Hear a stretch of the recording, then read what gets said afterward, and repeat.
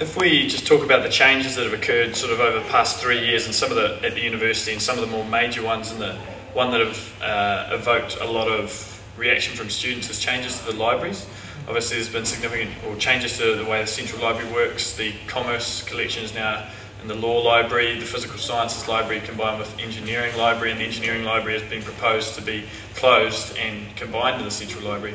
Can you tell us a bit about the strategy behind that and the involvement that students have in that process? So I think the first thing is to put a few things right.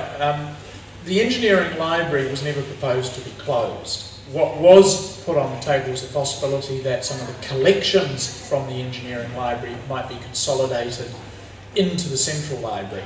That it was always intended that the EPS Library would be a student study place. It was also conceived as a result of damage to some buildings of the infrastructure of the university that some of the college office and student advisory functions might in addition be located in what is the EPS Library. So I'm not certain how everybody managed to think that we were going to be suddenly turning the entire EPS Library into offices. That was never the proposal, and it's simply not going to happen. As of yesterday, the PVC of Engineering made it clear that during the course of next year there will be a working group put together to think carefully about the use of that space as a student study space and as space to support the College of Engineering.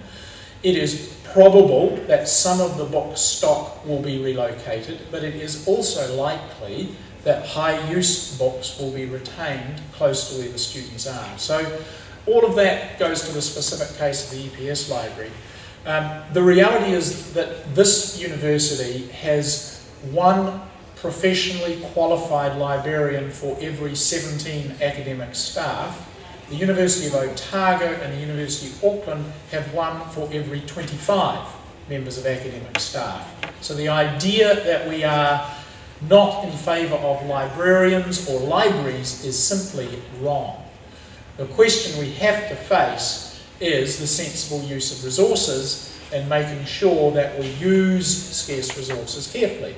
So the merging of the Physical Sciences Library with the Engineering Library in the EPS building released an entire building for the student services functions. That building will be back with us by February, which will be good, because student services will then be able to be delivered in a consistent and comprehensive way.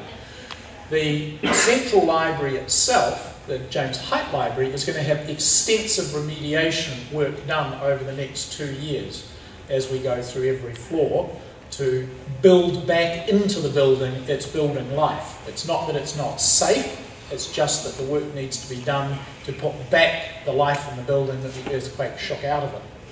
That work will be disruptive, that's not good, but it will be able to be progressed over a number of years while we get on with it.